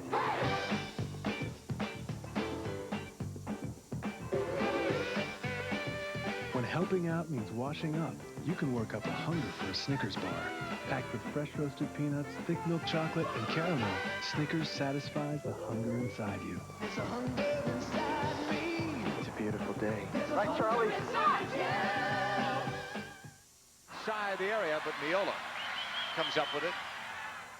One change in the U.S. lineup. When we went to break, Thomas Dooley appeared to have hurt his ankle. He is left, replaced by Alexi Lalas. And they will miss his experience in the heart of the midfield and also in the heart of the defense. All the way back, Miola, right there. Good play, and he may have been clipped. Where's the card? Here it comes. Thomas Dooley has left the game because of this tackle here by Paul Ince. You see him coming through, straight through with the straight leg, and Dooley's ankle folding over. He's got a sprain. Now, Miola playing so aggressively today. Look at, he wins the race with this ball. He takes a clip to his ankle as well. I don't think he's injured seriously, but he wants to make a point that the England attacker went after him. There's Dooley checking out that right ankle. He's got at least a good bruise to it, probably at least a minor sprain to it as well. A good idea, really, to pull him off in this one because there's another game to go in U.S. Cup for the United States. Ice it right away. The tough thing is for Lalas coming in this situation. They're up 1-0. Dooley was a stabilizer there. It's a tough role for Lalas, who is a gutsy competitor. We'll see. Ian Wright got the yellow card here because he went after Miola. He got there a little bit late. We saw Miola had won the race to it. He still had his foot up and did clip him. And it's more to send a message that, hey, you don't go after goalkeepers like that. I know it was a close play, but he could have pulled that leg in. Miola is okay, apparently, or at least better than Dooley was. Yellow card for Ian Wright. But look how far out Miola was to win that ball. I mean, he's been patrolling that whole area. Ty, who may have to pick up the pace with Lalas or anyone, whoever replaced Dooley? Who else has to do maybe a little bit more now? Well, you weren't going to expect Dooley to do much going forward. as we get further into the second half. And Lawless has quite a few of the defensive capabilities of Dooley. Here's Stewart with that speed. Tackled away from behind. Great job by DeRigo. May have saved the goal, at least a scoring chance. DeRigo came across, otherwise Stewart's all the way through, and Ernie Stewart showing so much promise as it goes. Look at the speed he's got. He's just about to run away from all of them at the last second. Leaving his feet is DeRigo with the slide, or he's not there. And Stewart looking to create more of an impact in terms of goal scoring for the United States, just missing there. DeRigo knowing what a second goal for the USA could mean. Ramos on the corner. Former All-American at North Carolina State. Bending it inside. Wood's got a piece of score! Lawless! Unbelievable. What a picture to see the United States be able to come up with their second goal of the day, the first one of this half. And off the corner kick, Alexi Lawless so powerful in the air, getting above everyone. And look at Graham Taylor. He has no answers at the moment. He's made a couple of changes, hoping to get Ian Wright onto the field to create a goal, perhaps, to bring in Des Walker. But here it is. It's the in-swinger from the far side. Alexi Lawless gets up, and with the back of his head, just flicks it through. Chris Woods swinging it air. And the United States goes up 2-0. Lawless so aggressive in the air. Look how high he gets up to win this ball. You see the flaming red hair flicking the ball into the net, and it's 2-0 for the U.S. against England. I said unbelievable, not because Lawless can't do it. We saw him score against Colombia on the free kick, but he's coming in really for defense. I've never seen him move that fast. You know, he's a defender, you know. He doesn't run past people. He's running past his whole team. Great job by Lawless. That takes some of the pressure off. He's coming in, thinking more defensive, protecting a 1-0 lead, and he scores on a header about a couple minutes after he's come in. And it was right after Ernie Stewart had been broken up on a great defensive play by DeRigo. He just won the ball there. Stewart. Oh, Lawless's adrenaline. Forget it. Here's Stewart. Oh, right footer. Right at Woods. He got all of it, though. There's Alexi Lawless, your goal scorer, the second goal for the United States. He's got a lot of questions. You said something about answers. He's got a lot of questions now, maybe even more than he started. What does this do, though, to the game? It's not a 1-0 lead that the U.S. must protect now. Now it's 2-0. What happens? Well, England becomes that much more desperate. Expect them to play more direct, get the ball forward as early as possible to put immediate pressure on the U.S. defense. And for the United States, it needs to be that much tougher and not letting balls bounce in their end.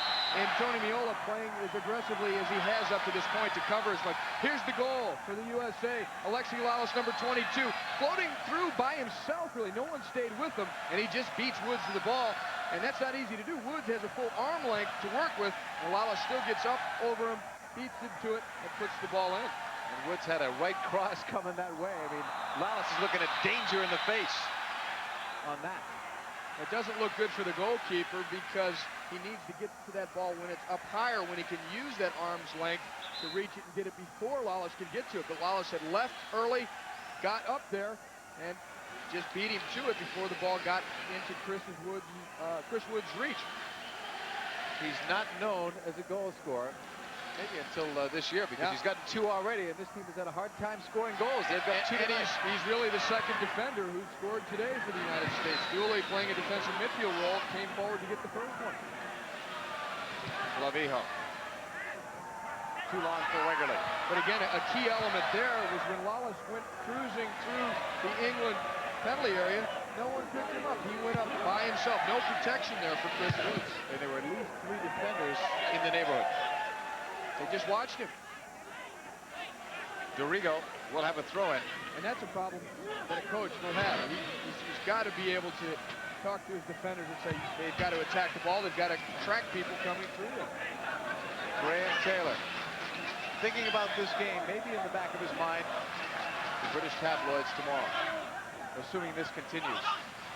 Batty, there's still a lot of time left, almost 15 minutes. Batty, outside.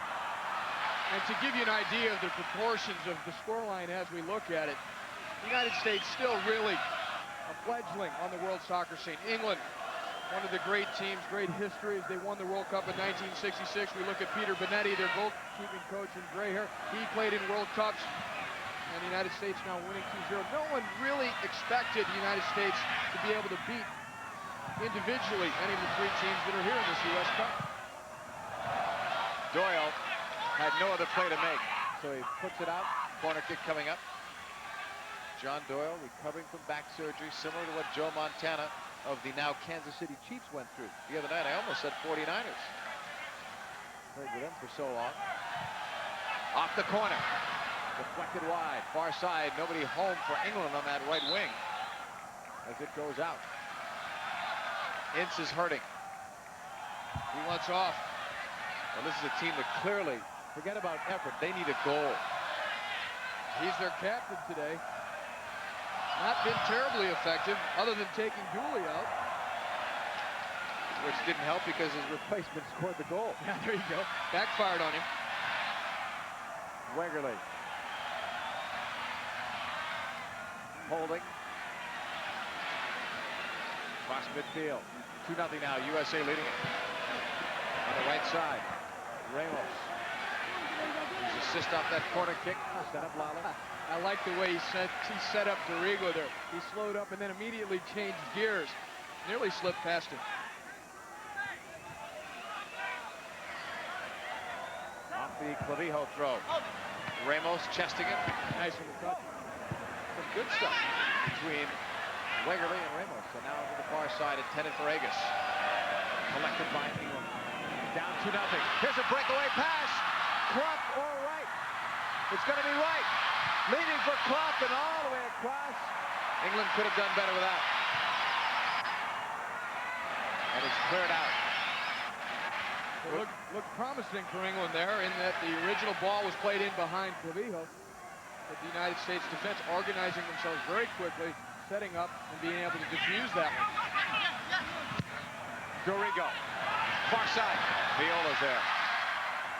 Solid performance, Tony Viola. Confidence in the air. He and Barnes collided there. That was why the whistle blew. I think they've got Barnes on that foul. See the determination on Viola's face.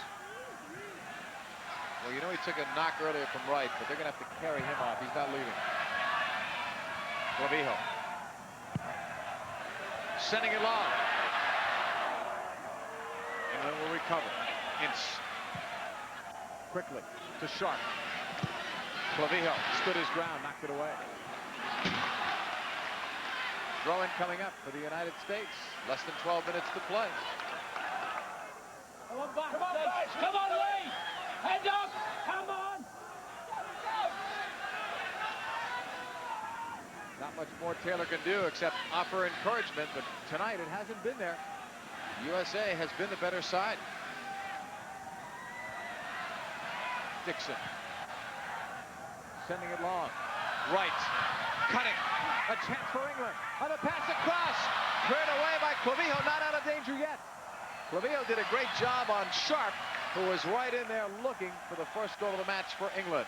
It remains a 2-0 lead for the United States, and we only have about 11 minutes remaining in a match at Foxborough.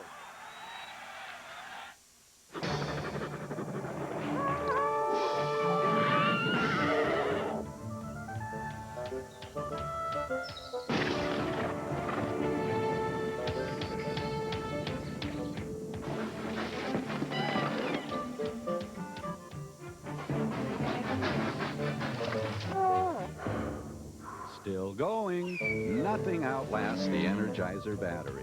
It keeps going and going and going. Another day begins in Europe. And as it does, American Airlines will touch down in 13 European cities in 9 different countries. So whether it's business or pleasure that brings you to Europe, fly the airline that can have you there as early as tomorrow morning. American Airlines, something special to Europe.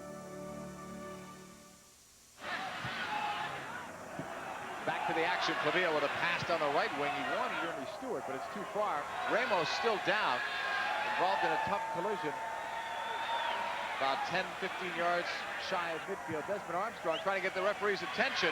Can't do it. Lallis looking. Ince got a piece. Now finally a whistle. Desmond Armstrong's pointing. Well, they wanted to stop play, but Doyle so dominating in the air.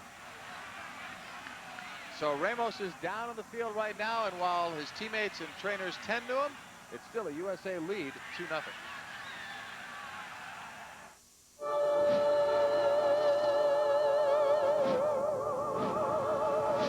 If you can dream it, the Rebel can do it. Now EOS Rebel from Canon has more power over time, space, and light to create images, not just snapshots.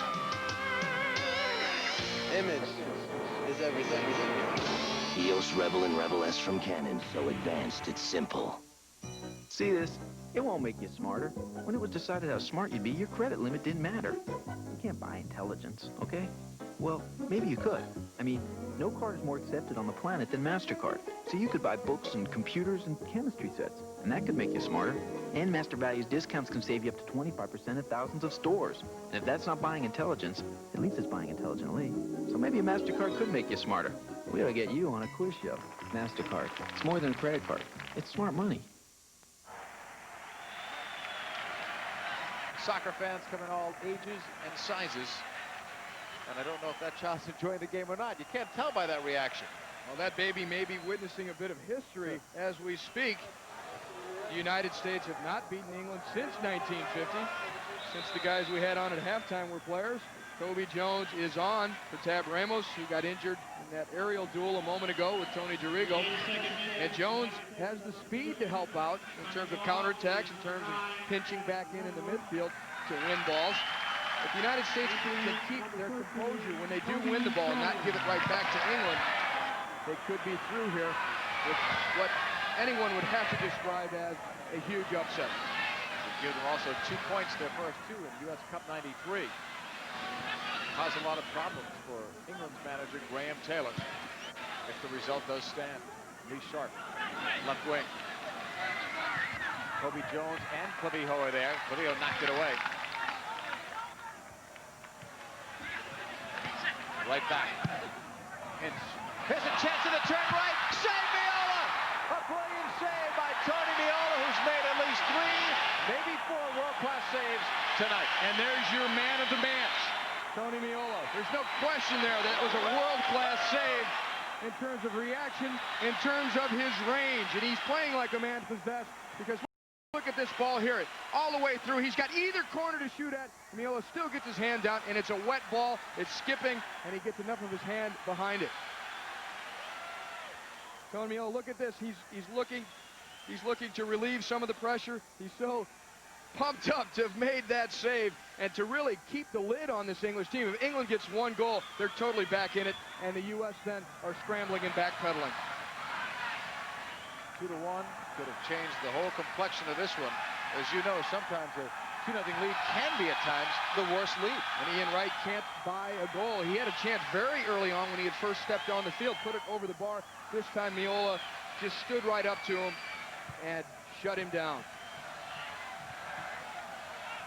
England looking to gain possession, but the U.S. squad would like to play a possession game of their own. England getting it. Clough in his face. Wright is onside. Here he comes against Miola. Save again! Tony Miola! Brilliant stuff. It's not Wright's night, but it is Miola's. There's no other way to describe it but heroics. Because 2 times in a row, Ian Wright is completely through on Tony Miola. Miola makes the right decisions and playing with a fire in his eye. We see it here. This ball played beautifully through. Wright's got all the options here. Miola cuts the angle, smothers it, and then holds it.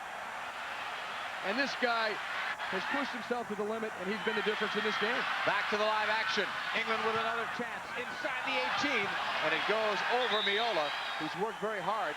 A really well-timed run here. Nigel Clough playing it through and collected well by Ian Wright on the full stride. But Miola plays it perfectly in cutting the angle and smothering it. And no real rebound, or at least nothing that got away from him. Tony Miola, a great performance in goal tonight for the U.S. You can feel it deep inside. Dedication and a real sense of pride. And you're giving it your best. Proud to be your bud. Budweiser. Proud to be your bud. Proud to be your bud. Ooh, yeah. Proud to be your bud. Proud to be your bud.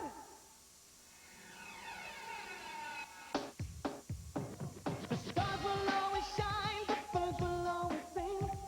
As long as there is thirst, there's always the real thing. Coca-Cola Classic is always the one. Whenever there is fun, there's always Coca-Cola. Yeah. Coca-Cola. Always Coca-Cola.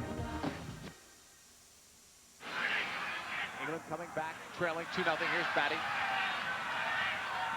Wide on the right side. Nice crowd on hand tonight here in Foxborough, despite the rain. Looking to get an official count if we can. They were expecting, if they had nice weather, maybe 35 to 40,000. And it's been a rough couple of weeks for Graham Taylor and his England team. Losing to Norway in the World Cup qualifier, really putting themselves in the trick bag as far as qualification. From the corner, it's deflected. Still loose, inside the 18. A couple of players getting a crack at it. Corner kick, says the referee. Barnes will give it up to a teammate from that far side. Less than 3 minutes unofficially remaining. 2-0 U.S. in the air. 18 yards away. Oh, just when Batty was ready to strike, it was knocked away. And an offside call, but it was Ernie Stewart that made that good challenge. And think about it, England will face Brazil this Sunday, so there's really no let-up for them. They needed at least a point from this game if they expect to be competitive in this U.S. Cup 93. Time right now to announce today's Snickers World Series of Soccer Most Valuable Players. And let's take a look at them for you as the crowd begins to chant USA. For England, it is Lee Sharp, number 16, chosen as our Snickers Player of the Game. Nice effort by Lee Sharp, but not better than this man, Tony Meola, outstanding in goal. 4 world-class saves that we remember, and probably even more than that. Congratulations to both players. Snickers will make a charitable donation of $1,000 on behalf of Tony and Lee to youth soccer in the United States. Well done by both players.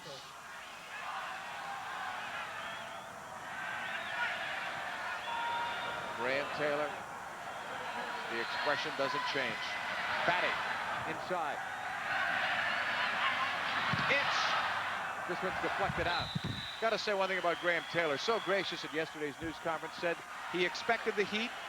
He knew that he would be criticized. He said his team was playing badly, and as a result, you go after the players and the coach. So he didn't try to hide behind the criticism at all. It's a tough, tough job. From the corner. Headed down, but right at Tony Meola. The United States are minutes away from doubling the score of that 1950 upset, when the United States beat England 1-0. Our clock shows about a minute to go. Again, it's unofficial. Goals by Dooley and then Lallis, one in each half, and some spectacular goalkeeping by Tony Meola has been the difference, but a tremendous team effort by the United States. You could go right down the list. Everyone has made a contribution. It may sound like a cliche, but you think about the runs that Wijnaldum made in the first half and how he and Wegerle were working. John Hartz didn't have to do as much today, but he was a more effective player within the team. And what Tab Ramos did, especially to salute the back line of the U.S. Armstrong at sweeper. Clavijo. Laffer. Doyle. Agus. Hopefully I haven't missed anybody. And even the substitutions have played a role. Lallis coming on, scoring a goal. Ernie Stewart continuing Ronaldo's runs. Kobe Jones doing likewise. A night to remember here in Foxborough. Coming back the other way, Lee Sharp.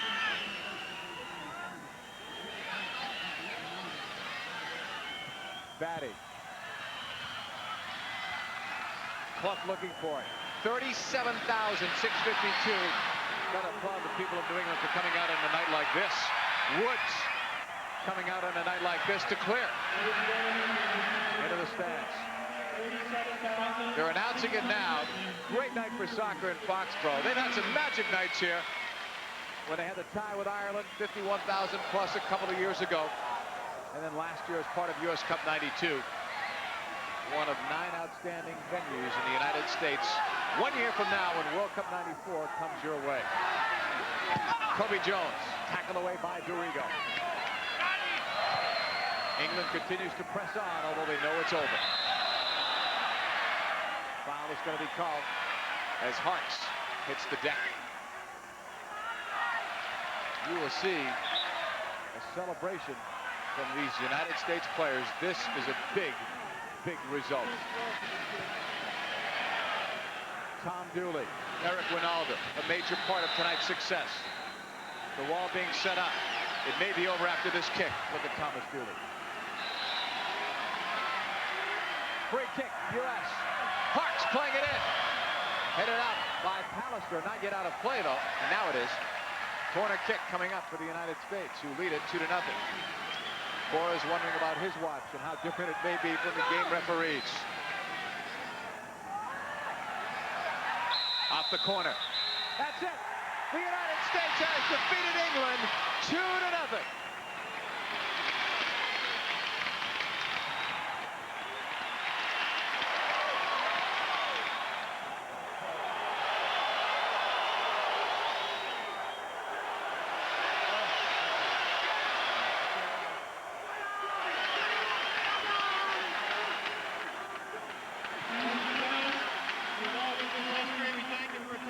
Tony Meola, our Snickers most valuable player for his side. Lee Sharp was for England's side.